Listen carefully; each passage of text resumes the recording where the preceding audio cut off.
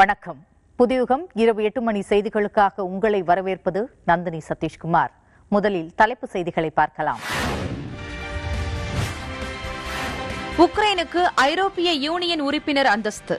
France, Germany, Italy, Romania ஆகிய நாடுகள் ஆதரவு.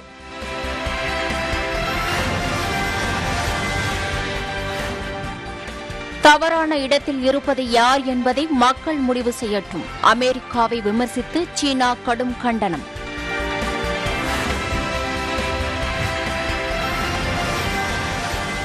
பிரச்சினைகளுக்கு பேச்சுவார்த்தை மூலம் தீர்வு காணுங்கள். போர் புரிந்து வரும் ரஷ்யா, உக்ரைனுக்கு அமெரிக்கா அறிவுரை.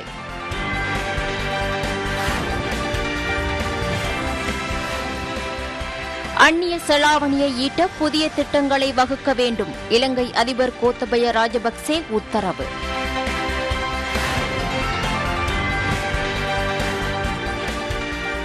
அப்துல் ரஹ்மானை சர்வதேச பயங்கரவாதியாக அறிவிக்கும் பரிந்துரை. இந்தியா, அமெரிக்கா முயற்சிக்கு சீனா முட்டுக்கட்டை.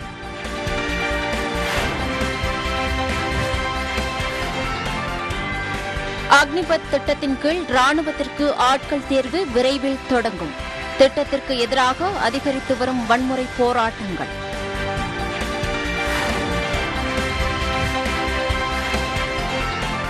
கர்நாடகாவில் அரசு அதிகாரிகளுக்கு சொந்தமான இடங்களில் ஊழல் தடுப்பு பிரிவினர் சோதனை. வருமானத்துக்கு அதிகமாக சொத்து சேர்த்ததாக எழுந்த புகாரின் பேரில் நடவடிக்கை.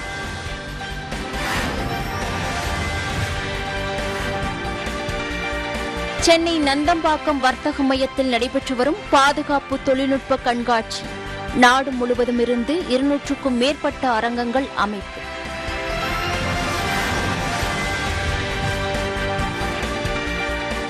சேலம் ஓமலூர் வட்டாரத்தில் முடிவுக்கு வரும் மாங்காய் சீசன். வரத்து குறைந்து உள்ளதால் விற்பனை அதிகரித்துள்ளதாக வியாபாரிகள் தகவல்.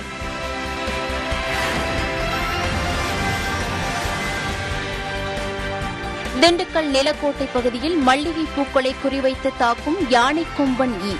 உற்பத்தி குறைந்துள்ளதாக விவசாயிகள் வேதனை.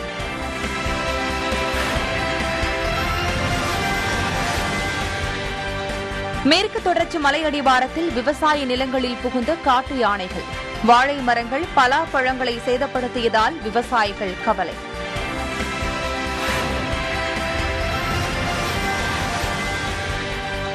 இலங்கையிலிருந்து ஆபத்தான முறையில் பயணம் செய்து தமிழகம் வந்த 7 ஈழத் தமிழர்கள். தனுஷ்கோடியில் மரைன் போலீசார் விசாரணை.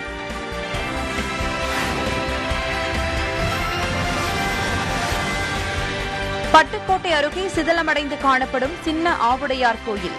கூரை கொட்டகையில் பூஜை செய்யப்படுவதால் உடனடியாக புனரமைக்க பக்தர்கள் கோரிக்கை.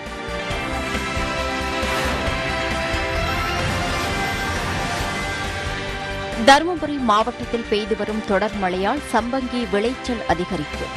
கிலோ 20 ரூபாய்க்கு விற்பனையாவதால் விவசாயிகள் கவலை.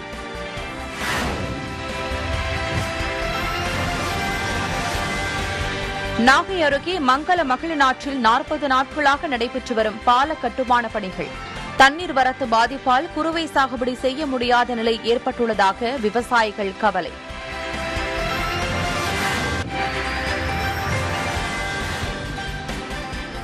தமிழகத்தில் ஒரே ஆண்டில் 10 கடத்தல் சிலைகள் மீட்கப்பட்டுள்ளதாக சிலை கடத்தல் தடுப்பு பிரிவு தகவல்.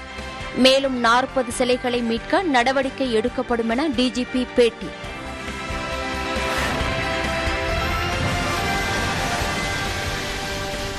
காவிரி நீர்பிடிப்பு பகுதிகளில் தொடர்ந்து பெய்து வரும் மழை. காவிரி ஆற்றில் நீர்வரத்து வினாடிக்கு 5000 கன அடியாக அதிகரிப்பு.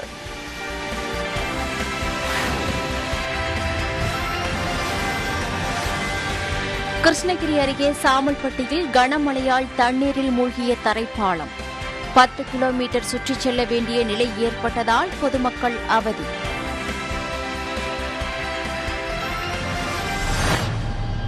சர்வதேச அளவில் நடைபெற்ற இன்றைய முக்கிய செய்திகள் சிலவற்றை பார்க்கலாம்.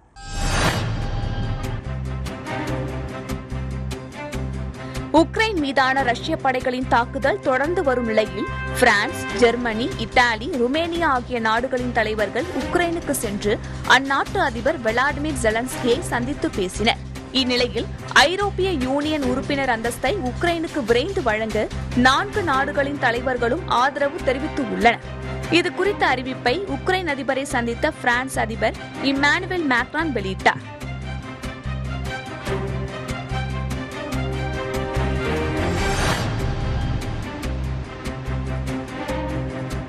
ரஷ்ய படைகளுடனான போரில் தாங்கள் வெற்றி அடையும் வரை முழுவீச்சில் சண்டையிடுவதில் உக்ரைன் உறுதியாக உள்ளது. இந்நிலையில் இந்த விவகாரத்தில் விரைந்து தீர்வு காண அமெரிக்கா அறிவுறுத்தியுள்ளது.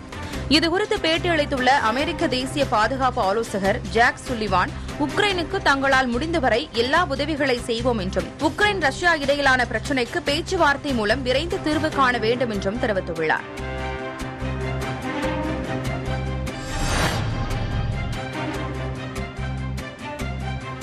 உக்ரைன் ரஷ்யா இடையிலான போர் துவங்கியது முதல் ரஷ்யாவுக்கு எதிராக எதுவும் தெரிவிக்காமல் இருந்து வரும் சீனாவை அமெரிக்கா தொடர்ந்து விமர்சித்து வருகிறது. ரஷ்யாவுக்கு ஆதரவு அளித்து வரலாற்றின் தவறான பக்கத்தில் சீனா இருப்பதாக சமீபத்தில் சாடியிருந்தது. இந்நிலையில் அதற்கு பதிலடி கொடுத்துள்ள சீன வெளியுறவுத்துறை செய்தி தொடர்பாளர் வாங் வென்பின், வரலாற்றின் தவறான பக்கத்தில் இருப்பது யார் என்பதை முடிவு செய்யும் அதிகாரம் மக்களுக்கு மட்டுமே உள்ளது என்றும் உக்ரைனில் அமைதி நிலவ வேண்டும் என்பதே எங்கள் விருப்பம் என்றும் தெரிவித்தார்.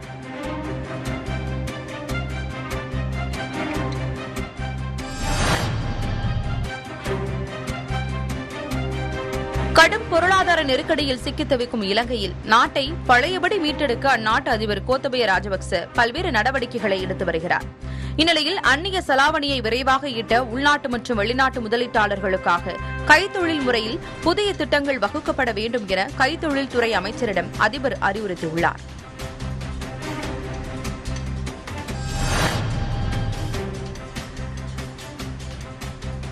நம் அண்டை நாடான இலங்கையில் பொருளாதார நெருக்கடியால் எரிபொருள் தட்டுப்பாடு நிலவுகிறது. இதனால் போக்குவரத்து செலவை குறைக்க பேருந்து, ரயில் உள்ளிட்ட பொது போக்குவரத்து சேவைகளை பொதுமக்கள் நாடியுள்ளனர். இந்நிலையில் ரயிலில் கூட்டம் அலைமோதுவதால் அதன் படிகளில் நின்று அபாயகரமான முறையில் அதிக அளவிலான மக்கள் பயணித்து வருகின்றனர். மக்களின் பாதுகாப்பை உறுதிப்படுத்த கூடுதல் ரயில்களை இயக்க கோரிக்கை எழுந்துள்ளன.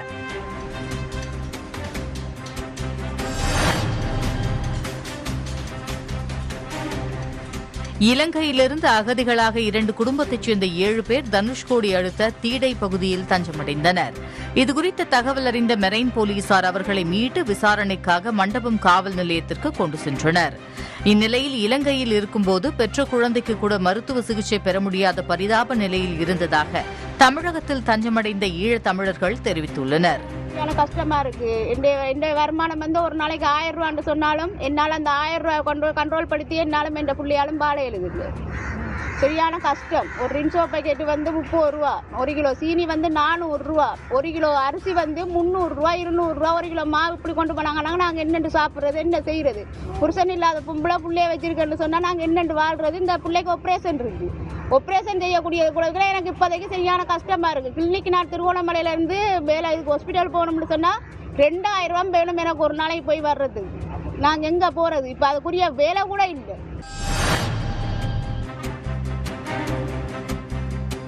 ஐக்கிய நாடுகளின் பாதுகாப்பு கவுன்சிலில் பாகிஸ்தான் பயங்கரவாதியான அப்துல் ரஹ்மான் மக்கியை சர்வதேச பயங்கரவாதியாக அறிவிக்கும் பரிந்துரையை இந்தியாவும் அமெரிக்காவும் சேர்ந்து கொண்டு வந்தன. எனினும் பாகிஸ்தானின் நட்பு நாடாக அறியப்படும் சீனா மக்கியை சர்வதேச பயங்கரவாதியாக அறிவிக்கும் நடவடிக்கையை தன் அதிகாரத்தை பயன்படுத்தி முறியடித்தது. லஷ்கர்-இ-தொய்பா பயங்கரவாத அமைப்பின் தலைவரான ஹபீஸ் சயீதின் மைத்துனன் மக்கி என்பது குறிப்பிடத்தக்கது. அடுத்ததாக தேசிய நிகழ்வுகள் சிலவற்றை பார்க்கலாம். மத்திய அரசு கொண்டு வந்துள்ள அக்னிபத் திட்டத்திற்கு நாடு முழுவதும் இளைஞர்கள் மத்தியில் கடும் எதிர்ப்பு எழுந்துள்ள நிலையில் பீகார், உத்தரப்பிரதேசம், ஹரியானா, தெலங்கானா உள்ளிட்ட பல்வேறு மாநிலங்களில் போராட்டம் நடைபெற்று வருகிறது. இந்த சூழலில் அக்னிபத் திட்டத்தின் மூலம் இளைஞர்கள் தேர்வு செய்யும் உச்சபட்ச வயது வரம்பை 21லிருந்து 23ஆக மத்திய அரசு அதிகரித்துள்ளது. கொரோனா தொற்று காரணமாக கடந்த 2 ஆண்டுகளாக ராணுவத்திற்கு ஆட்கள் தேர்வு நடைபெறாத நிலையில் ராணுவத்திற்கு ஆள் சேர்ப்பு விரைவில் தொடங்கும் என ராணுவ தலைமை தளபதி மனோஜ் பாண்டே தகவல் தெரிவித்துள்ளார்.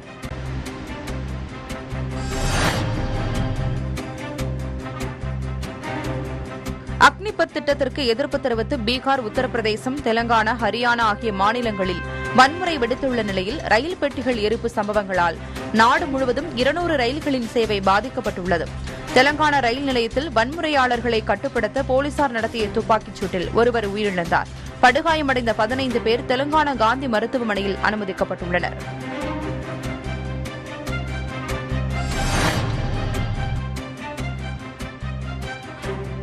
மேகேதாட்டு அணை விவகாரம் உச்சத்தை எட்டியுள்ள நிலையில் டெல்லியில் மத்திய நீர்வளத்துறை அமைச்சர் கஜேந்திர சிங் ஷெகாவத்துடன் கர்நாடக மாநில முதலமைச்சர் பசவராஜ் பொம்மை சந்தித்து பேசியுள்ளார். மேகேதாட்டுவில் அணை கட்ட கர்நாடக மாநில அரசு தீவிரம் காட்டி வரும் நிலையில் வருகிற 23ஆம் தேதி டெல்லியில் காவிரி நதிநீர் மேலாண்மை ஆணையத்தின் 16வது ஆலோசனைக் கூட்டம் நடைபெற்றது. இத்திட்டத்திற்கு தமிழக அரசு எதிர்ப்பு தெரிவித்து வருவது குறிப்பிடத்தக்கது.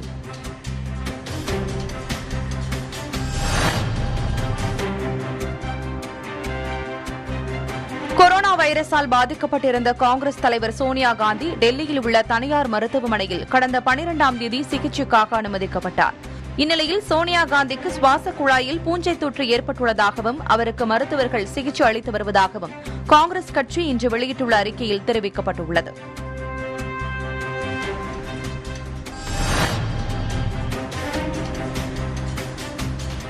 சர்வதேச கடலோர பகுதிகள் தூய்மை தினம் வரும் செப்டம்பரில் கடைபிடிக்கப்பட உள்ள நிலையில் இதற்காக மத்திய புவி அறிவியல் அமைச்சகத்தின் தலைமையகத்தில் நடைபெற்ற கூட்டத்தில் மத்திய அமைச்சர் ஜிதேந்திர சிங் கலந்து கொண்டார். கடற்கரைகளை தூய்மைப்படுத்தும் பணி வருகிற ஜூலை 3ஆம் தேதி தொடங்கி செப்டம்பர் 17இல் முடியும் என்றும் நாடு முழுவதும் 75 கடற்கரைகளின் கடலோர பகுதிகள் தூய்மைப்படுத்தப்படும் என மத்திய அமைச்சர் தெரிவித்தார். இப்பணியில் பொதுமக்களும் கலந்து கொள்ளலாம் என தெரிவிக்கப்பட்டுள்ளது.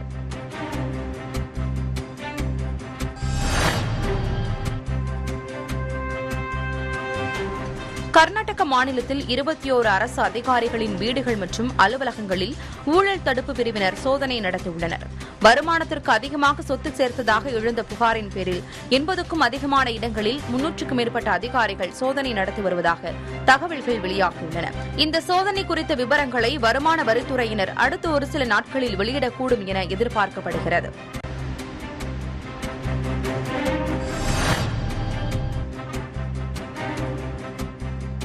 கர்நாடக மாநிலம் ராய்ச்சூர் மாவட்டத்தில் உள்ள வனத்தில் கழுதை புலி ஒன்றை அப்பகுதியைச் சேர்ந்த கிராம மக்கள் அடித்துக் கொன்றுள்ள சம்பவம் அரங்கேறியுள்ளது. கழுதை புலியை கிராம மக்கள் கற்களால் அடித்துக் கொன்ற காட்சிகள் அடங்கிய வீடியோ சமூக வலைதளங்களில் வைரலாக பரவி வருகிறது. இதையடுத்து இந்த சம்பவத்தில் தொடர்புடைய 5 பேரை வனத்துறை அதிகாரிகள் கைது செய்தனர்.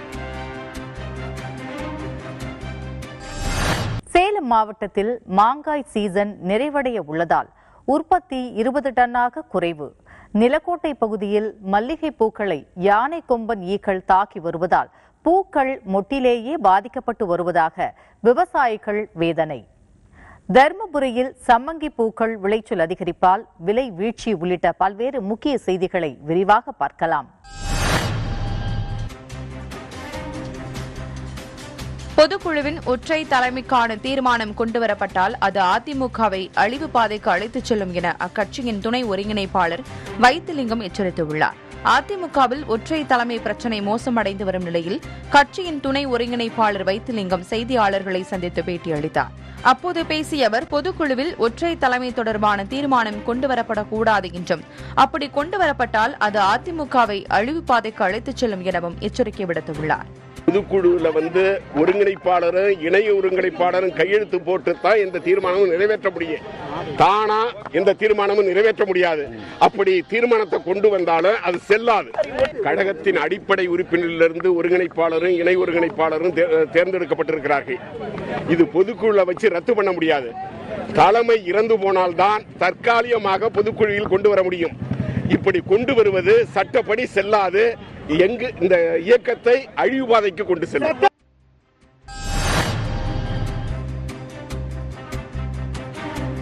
ஒற்றை தலைமை கோரிக்கையில் எந்த தவறும் இல்லை என அதிமுக மூத்த தலைவர் பொன்னையா தெரிவித்துள்ளார். தமிழகத்தில் எதிர்க்கட்சியான அதிமுகவில் ஒற்றை தலைமை கோரிக்கை வலுத்து வருகிறது. இந்த உட்கட்சி போட்டிக்கு மத்தியில் அதிமுகவின் பொதுக்குழு மற்றும் செயற்குழு கூட்டம் வரும் 23ஆம் தேதி நடைபெறவுள்ளது. இந்நிலையில் அதிமுக மூத்த தலைவர் பொன்னையன் இன்று அளித்த பேட்டியில் ஒற்றை தலைமை குறித்து தற்போது எழுந்துள்ள கோரிக்கையில் எந்த தவறும் இல்லை என தெரிவித்தார். 100க்கு 1000% பொதுக்குழு 23ஆம் தேதி நடக்கும்.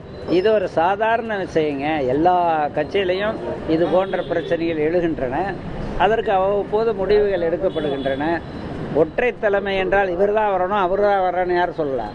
ஒற்றை எங்கள் கட்சியில் உறுப்பினர் இருந்தால் நீங்கள் கூட ஒற்றை தலைமைக்கு வரலாம். அப்படி இல்லை. அதுக்கு எதுக்கு சொல்கிறேன்னா, அது ஒரு பெரிய குற்றத்துக்கு உட்பட்டதும் அல்ல, அது பிரச்சனைக்கு உட்பட்டதும் அல்ல.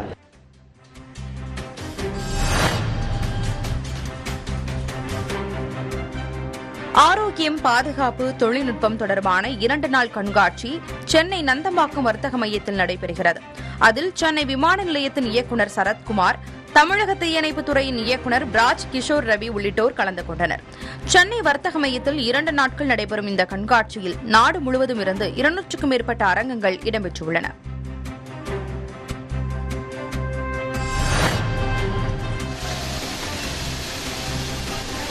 காவிரி நீர்பிடிப்பு பகுதிகளில் மழை பெய்து வருவதால் காவிரி ஆற்றில் நீர்வரத்து வினாடிக்கு 4000 கன அடியிலிருந்து 5000 கன அடியாக அதிகரித்துள்ளது. இன்று காலை நிலவரப்படி தமிழக எல்லையான பிலிகுண்டுலுவுக்கு வினாடிக்கு 4000 கன அடியிலிருந்து 5000 கன அடியாக தண்ணீர் உயர்ந்துள்ளது. தொடர்ந்து நீர்வரத்து அதிகரிப்பால் ஒகேனக்கல் அருவியில் தண்ணீர் ஆர்ப்பரித்து கொட்டுகிறது. இதனால் காவிரி ஆற்றங்கரையோரம் ஆலம்பாடி, ஊட்டமலை, ஒகேனக்கல் பகுதிகளில் காவல், தீயணைப்பு, வருவாய் மற்றும் ஊரக வளர்ச்சித்துறையினர் தீவிர கண்காணிப்பு பணியில் ஈடுபட்டு வருகின்றனர். மேட்டூர் அணையிலிருந்து பாசனத்திற்காக வினாடிக்கு 15000 கன அடி வெளியேற்றப்பட்டு வருவதால் அணையின் நீர்மட்டம் நாளொன்றுக்கு 1 அடி வீதம் தொடர்ந்து சரிந்து வருகிறது. இன்று காலை நிலவரப்படி அணையின் நீர்மட்டம் 110.7 அடியாக உள்ளது. நீர்வரத்து வினாடிக்கு 5661 கன அடியாக வந்து கொண்டிருக்கிறது. நீர் இருப்பு 79.50 TMC ஆக உள்ளது.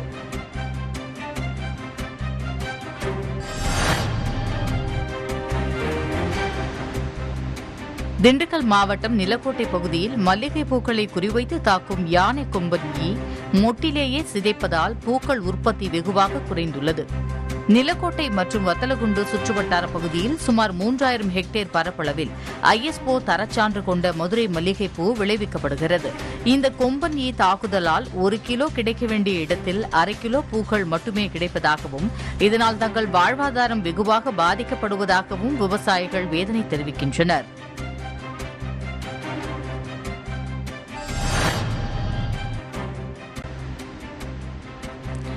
தருமபுரி மாவட்டத்தில் பெய்து வரும் தொடர் மழையால் சம்பங்கி விளைச்சல் மற்றும் வரத்து அதிகரித்து கிலோ 20 ரூபாய்க்கு விற்பனையாகிறது. தருமபுரி மாவட்டத்தில் தருமபுரி, பாலக்கோடு, பென்னாகரம், காரிமங்கலம், மாரண்டஹள்ளி, பொம்மிடி உள்ளிட்ட பகுதிகளில் 1500க்கும் மேற்பட்ட ஏக்கர் பரப்பளவில் சம்பங்கி பூ சாகுபடி செய்யப்பட்டு வருகிறது. கடந்த வாரம் சம்பங்கி பூ கிலோ 70 ரூபாய்க்கு விற்பனையான நிலையில் தற்போது விலை கடும் வீழ்ச்சியடைந்துள்ளதால் விவசாயிகள் கவலையடைந்துள்ளனர்.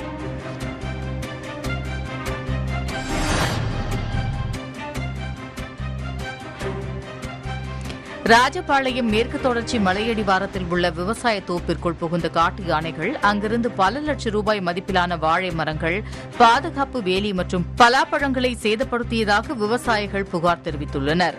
யானைகளால் பயிர்கள் சேதமாவது 3 வருடங்களாக தொடர்ந்த போதிலும் வனத்துறை சார்பில் எந்த உதவியும் கிடைக்கவில்லை என விவசாயிகள் குற்றம் சாட்டியுள்ளனர்.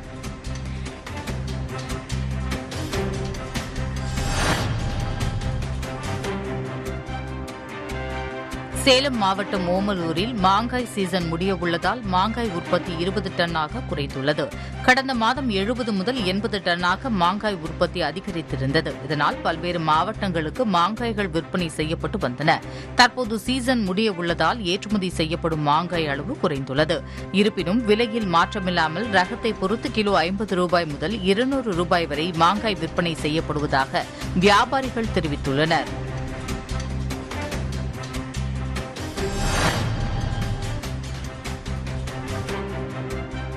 நாகை மாவட்டம் ஆலங்குடி அருகே பாலம் கட்டுமான பணிகள் நடைபெறுவதால் தண்ணீர் முறையாக வராமல் குறுவை சாகுபடி பாதித்துள்ளதாக விவசாயிகள் கவலை தெரிவித்துள்ளனர்.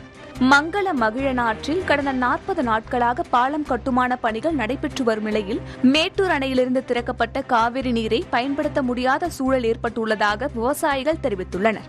5000 ஏக்கரில் சாகுபடி பணிகள் பாதித்துள்ளதால் உடனடியாக தண்ணீர் வருவதற்கு தேவையான நடவடிக்கை எடுக்க வேண்டும் என கோரிக்கை விடுக்கின்றனர். இதுகுறித்து நாகை மாவட்ட ஆட்சியரிடம் கேட்டபோது அனைத்து பகுதிகளுக்கும் தண்ணீர் செல்வது உறுதி செய்யப்படும் என தெரிவித்தார்.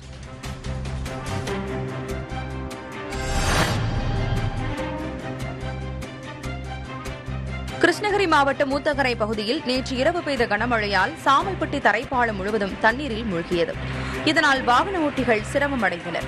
கர்நாடகாவிலிருந்து பாண்டி செல்லும் பிரதான வழித்தடம் என்பதால் பெங்களூரிலிருந்து வரக்கூடிய பல வாகனங்கள் தண்ணீரில் சிக்கி பழுதாகின. ஒவ்வொரு மழையிலும் பாலம் தண்ணீரில் மூழ்குவதால் பாலத்திலிருந்து நீர் வெளிவருவதற்கான வழியை சீரமைக்க வேண்டும் என்பது இப்பகுதி மக்களின் கோரிக்கையாக உள்ளது.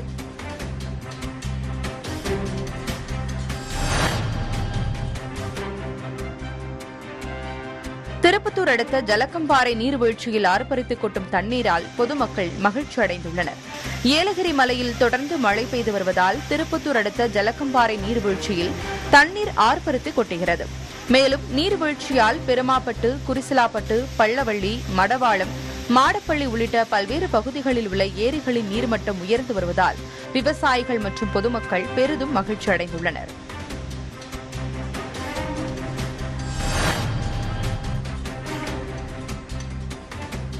கோவை மாவட்டம் மேட்டுப்பாளையம் உதகை இடையே இயக்கப்பட்டு வரும் 100 ஆண்டு பழமை வாய்ந்த நீலகிரி மலை ரயிலுக்கு முதல் பிரேக் உமன் நியமனம் செய்யப்பட்டுள்ளார். மலை ரயிலில் ஒவ்வொரு பெட்டிக்கு முன்பாகவும் ஒரு லீடிங் பிரேக்ஸ்மேன் பணியாற்றுவர். ரயில் பாதையில் கிடைக்கும் சிக்னலை என்ஜின் டிரைவருக்கு தெரிவிப்பது, இருப்பு பாதை மீது பாறைகளோ மரங்களோ விழுந்து கிடக்கும் போது அல்லது யானை போன்ற விலங்குகள் நின்றிருந்தால் உடனடியாக எமர்ஜென்சி பிரேக்மென்கள் மூலம் பயன்படுத்தப்படும். இப்பணிக்கு இதுவரை ஆண்களே நியமிக்கப்பட்டு வந்த நிலையில் தற்போது முதல் முறையாக பிரேக் உமனாக சிவஜோதி என்ற பெண்மணி நியமிக்கப்பட்டுள்ளார். அவருக்கு ரயில் நிலைய அதிகாரிகள் மற்றும் சுற்றுலா பயணிகள் வாழ்த்துகள் தெரிவித்தனர்.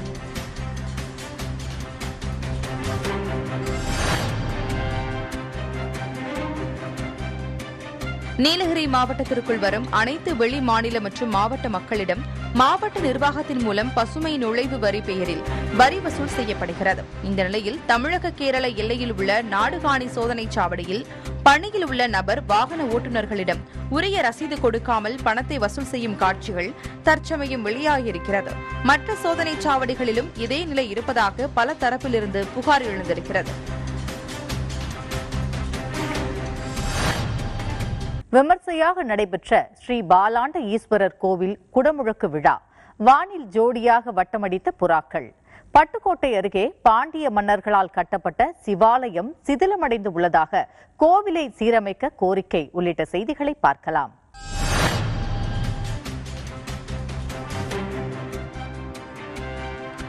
தஞ்சை மாவட்டம் பட்டுக்கோட்டை அருகே பாண்டிய மன்னர்களால் கட்டப்பட்டு தற்போது சிதிலமடைந்துள்ள சிவாலயத்தை திருப்பணி செய்ய பக்தர்கள் கோரிக்கை வைத்துள்ளனர். கொள்ளுக்காடு ஊராட்சிக்குட்பட்ட சின்ன ஆவுடையார் கோவிலில் உள்ள சிவாலயம் தற்போது ஒரு கூரை கொட்டகையில் வைக்கப்பட்டு பூஜை செய்யப்பட்டு வருவது பக்தர்களை பெரும் வேதனை அடைய செய்துள்ளது. இதனால் அறநிலையத்துறை கட்டுப்பாட்டில் உள்ள இந்த கோவிலை உடனடியாக சீரமைத்து தர வேண்டுமென அந்த பகுதி மக்கள் கோரிக்கை வைத்துள்ளனர்.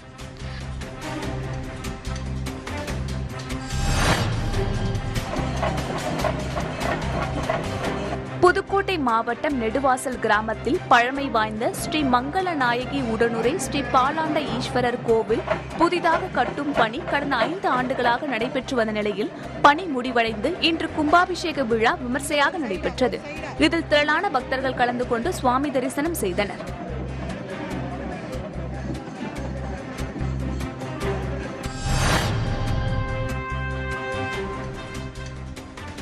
விழுப்புரம் மாவட்டம் செஞ்சி அருகே திரௌபதி அம்மன் கும்பாபிஷேக விழாவில் புதுச்சேரி துணைநிலை ஆளுநர் தமிழிசை சவுந்தரராஜன் கலந்து கொண்டார்.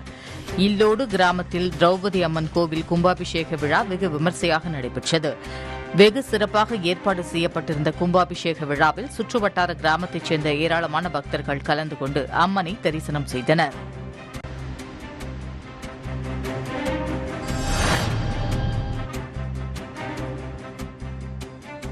திருச்சி மாவட்டம் திருவானைக்காவலில் கர்ணப்புறா சாதாபுரா கூட்டு பந்தய போட்டி நடைபெற்று வருகிறது. 3 நாட்கள் நடைபெறும் இந்த பந்தயத்தில் முதலாவது நாளாக இன்று சாதாபுறாக்கள் போட்டி நடைபெற்றது. நுழைவு கட்டணமாக ரூபாய் 2500 செலுத்தி 25 ஜோடி புறாக்கள் கலந்து கொண்டன.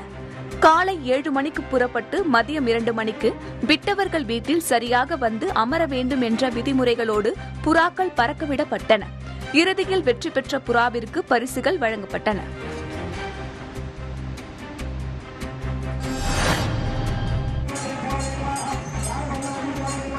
திருமயம் அருகே உள்ள மாவூர்பட்டணம் கிராமத்தில் அமைந்துள்ள அடைக்கலம் காத்தார் கோவில் கும்பாபிஷேக விழா வெகு விமரிசையாக நடைபெற்றது. இதில் 5000த்திற்கும் மேற்பட்ட பக்தர்கள் கலந்து கொண்டு சுவாமி தரிசனம் செய்தனர்.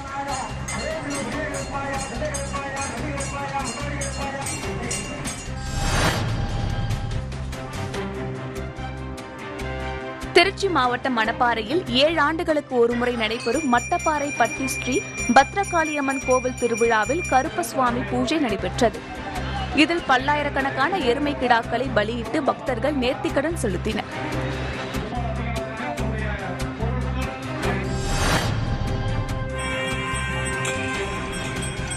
திருவாலங்காடு அருகே 1500 ஆண்டுகள் பழமை வாய்ந்த கைலாசநாதர் கோவிலில் மகா கும்பாபிஷேகம் நடைபெற்றது. இதில் பழையனூர் சுற்றுவட்டார பகுதி மக்கள் உட்பட 3000த்திற்கும் மேற்பட்டோர் பங்கேற்றனர்.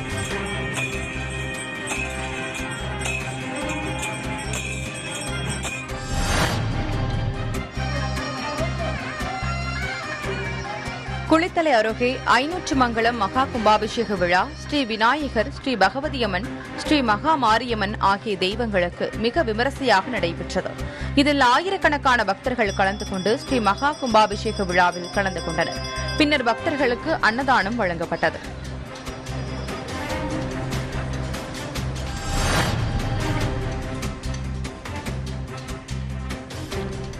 ராமநாதபுரம் அருகே தண்டவாளத்தில் ஏற்பட்ட விரிசல் உரிய நேரத்தில் ரயில்வே ஊழியர் கவனத்திற்கு கொண்டு செல்லப்பட்டதால் பெரும் விபத்து தவிர்க்கப்பட்டது.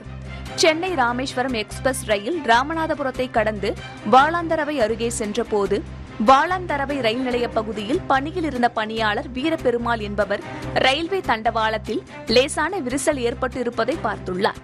இதையடுத்து உடனடியாக அந்த ரயிலை நிறுத்தியதால் விபத்து தவிர்க்கப்பட்டது.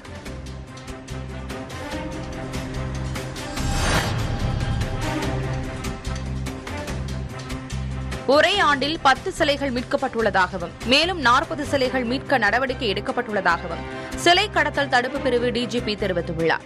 தமிழகத்தில் உள்ள 5 பொன் சிலைகள் அதிக அளவில் லண்டனிற்கு கடத்தப்பட்டுள்ளதாகவும் சிலை கடத்தல் வழக்கில் ஏற்கனவே கைது செய்யப்பட்டவர்கள் மீது தொடர் விசாரணை நடத்தப்பட்டு வருவதாகவும் டிஜிபி தெரிவித்துள்ளார்.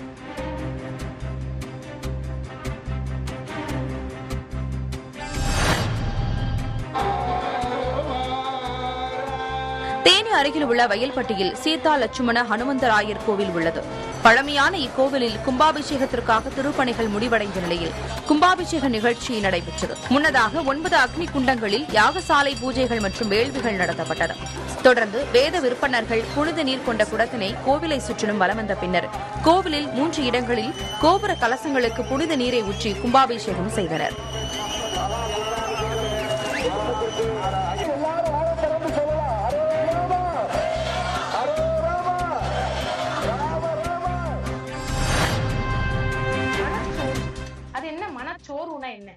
மனச்சோர்வு எதனால் ஏற்படுகிறது, அதனை எவ்வாறு களைவது என்பது குறித்து ஆசிரியர் யுவராணி இளம்படை குழுவினருடன் கலந்துரையாற்றினார்.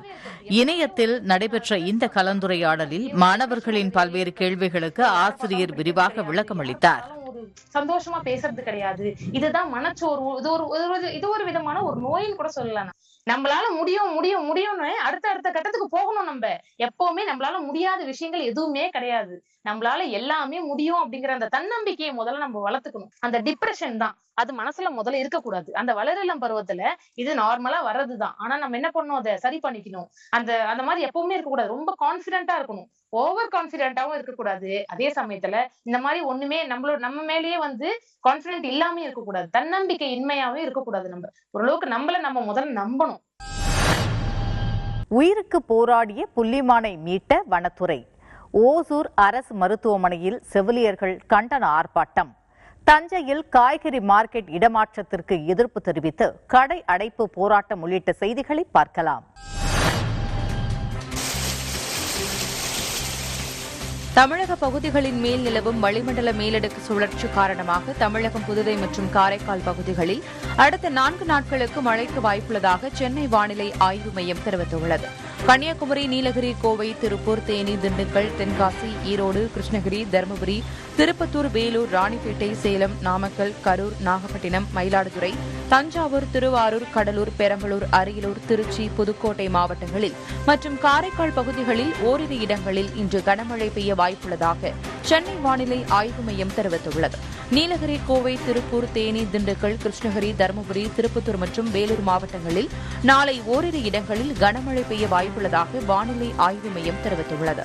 தமிழக கடலோர பகுதிகள், மன்னார் வளைகுடா கடல் பகுதிகள், லட்சத்தீவு பகுதி மற்றும் அதனை ஒட்டிய தென்கிழக்கு அரபிக்கடல், கேரள, கர்நாடக கடலோர பகுதிகள் மற்றும் தென்மேற்கு வங்கக்கடல் பகுதிகளில் சூறாவளி காற்று மணிக்கு 50 கிலோமீட்டர் வேகத்தில் வீசும் என்பதால் மீனவர்கள் அடுத்த 2 நாட்களுக்கு அந்த பகுதிகளுக்கு செல்ல வேண்டாம் என அறிவுறுத்தப்பட்டுள்ளது.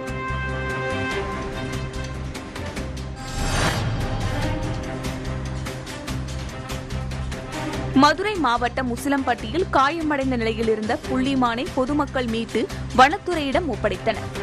புத்தூர் மலைப்பகுதியில் உள்ள வனவிலங்குகள் அவ்வப்போது குடிநீர் தேடி கிராமத்திற்கு வருவது வழக்கம். அப்போது நாய்கள் துரத்தியதில் புள்ளிமான் ஒன்று காயமடைந்து உயிருக்கு போராடி கொண்டிருந்தது. இதுகுறித்து தகவலறிந்து சென்ற வனத்துறையினர் காயமடைந்த புள்ளிமானை மீட்டு சென்றனர். இதுவரை நாய்கள் கடித்ததால் 3 புள்ளிமான்கள் உயிரிழந்து உள்ளதாக அப்பகுதி மக்கள் தெரிவிக்கின்றனர்.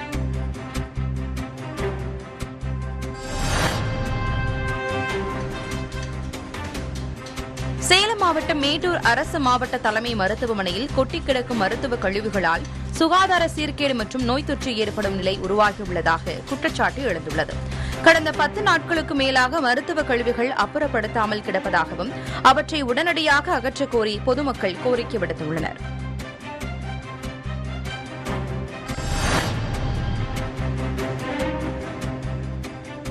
சேலம் மாவட்டம் ஓமலூர் அருகே முத்துநாயக்கன்பட்டி அரசு மேல்நிலைப் பள்ளியில் பெற்றோர்களின் போராட்டத்தை தொடர்ந்து மாற்று சான்றிதழ் இல்லாமலேயே மாணவர் சேர்க்கை நடைபெற்று வருகிறது.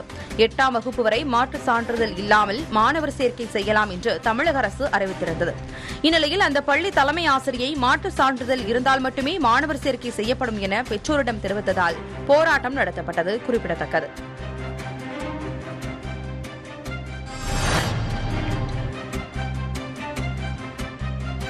கிருஷ்ணகிரி மாவட்டம் ஓசூர் அரசு தலைமை மருத்துவமனையில் பணியாற்றி வரும் செவிலியர்கள் மற்றும் ஊழியர்கள் தங்களுக்கு பணியின் போது பாதுகாப்பு வேண்டுமென கோரி கண்டன ஆர்ப்பாட்டத்தில் ஈடுபட்டனர். நோயாளிகளுக்கு அளிக்கப்படும் சிகிச்சை முறையாக இருந்த பொழுதிலும் சிலரின் தூண்டுதலின் பெயரில் மருத்துவமனையில் உள்ள செவிலியர்கள் மற்றும் ஊழியர்கள் தாக்கப்படுவதாக அவர்கள் குற்றம் சாட்டினர்.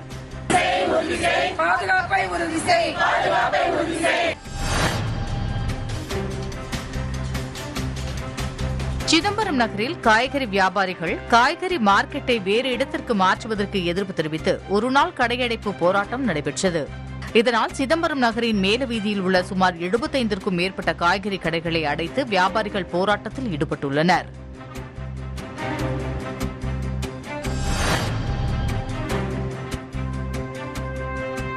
ராமேஸ்வரத்தில் அமைந்துள்ள மறைந்த முன்னாள் குடியரசுத் தலைவர் அப்துல் கலாம் நினைவிடத்தில் வாக்காளர் விழிப்புணர்வு மோட்டார் சைக்கிள் பேரணி நடைபெற்றது. பேரணியில் பொதுமக்கள் தேர்தல் சமயத்தில் தங்களுடைய வாக்குகளை முறையாக பதிவு செய்ய வேண்டும், 18 வயது பூர்த்தி செய்தவர்கள் வாக்காளர் அடையாள அட்டையை எடுக்க வேண்டும் உள்ளிட்ட பல்வேறு விதிமுறைகள் வலியுறுத்தப்பட்டன.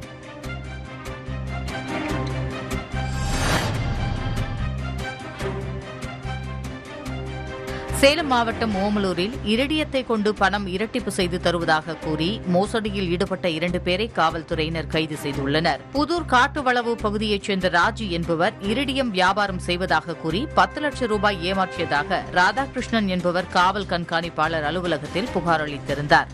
இதேபோல மாயக்கல் மற்றும் மாயக்கண்ணாடி இருப்பதாகவும் இந்த தொழில் செய்ய பணம் கொடுத்தால் அந்த பணத்தை 1 மாதத்தில் இரட்டிப்பு தொகையாக கொடுப்பதாக கூறி வில்வேந்திரன் என்பவர் 25,000 ரூபாய் ஏமாற்றியதாக ராஜன் என்பவர் புகார் அளித்துள்ளார். இந்த புகார்களின் அடிப்படையில் மோசடியில் ஈடுபட்ட 2 பேரையும் போலீசார் கைது செய்து சிறையில் அடைத்தனர்.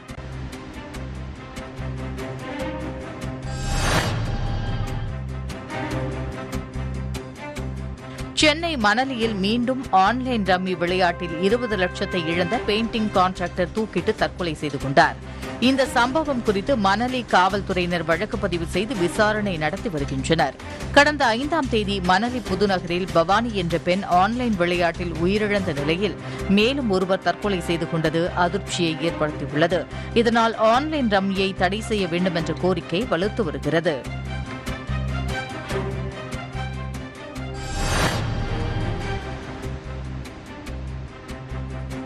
திண்டிவனத்தில் அமைச்சர் வேலுவை வரவேற்பதற்காக நெடுஞ்சாலை நடுவிலேயே வரவேற்பு அலங்கார வளைவுகளை அமைத்ததற்கு பொதுமக்கள் எதிர்ப்பு தெரிவித்தனர்.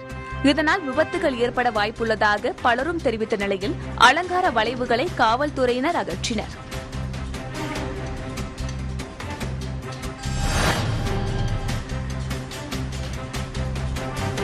சுதந்திர போராட்ட வீரர் வாஞ்சிநாதனின் 111வது ஆண்டு நினைவு தினத்தை ஒட்டி செங்கோட்டையில் அவரது சிலைக்கு அரசு அதிகாரிகள் மாலை அணிவித்து மரியாதை செலுத்தினர்.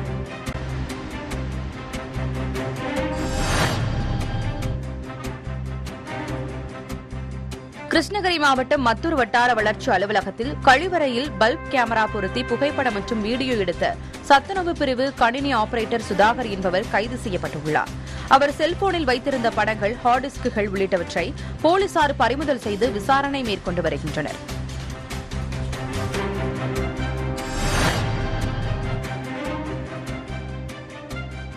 கரூர் மாநகராட்சிக்குட்பட்ட சுங்ககேட் கணபதி நகர் பகுதியில் சிறிய மழைக்கும் தெருக்களிலும் வீடுகளிலும் மழைநீர் புகுந்துவிடும் நிலையில் உள்ளதாகவும், தாழ்வான பகுதிகளில் வடிகால் வசதிகளை அமைத்து தர வேண்டும் எனவும் அப்பகுதி பொதுமக்கள் கோரிக்கை விடுத்துள்ளனர்.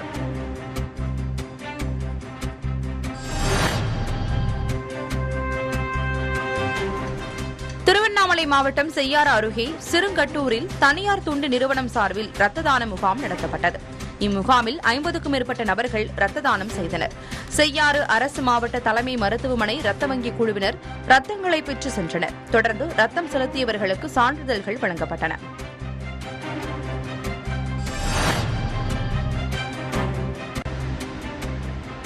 விருதுநகர் மாவட்டம் ராஜபாளையம் தபால் நிலையம் எதிரே காங்கிரஸ் சார்பில் ஆர்ப்பாட்டத்தில் ஈடுபட்டனர். டெல்லியில் உள்ள காங்கிரஸ் கட்சி அலுவலகத்திற்குள் நுழைந்து தொண்டர்களை தாக்கிய காவல்துறையை கண்டித்தும் அக்கட்சி தலைவர் ராகுல் காந்தியை பழிவாங்கும் நோக்கில் அமலாக்கத்துறை விசாரணை நடத்துவதாகவும் குற்றம் சாட்டி போராட்டம் நடத்தினர். இத்துடன் இந்த செய்தி தொகுப்பு நிறைவடைகிறது. புதியுகத்தின் அடுத்த செய்தி தொகுப்பு நாளை காலை 8 மணிக்கு. வணக்கம்.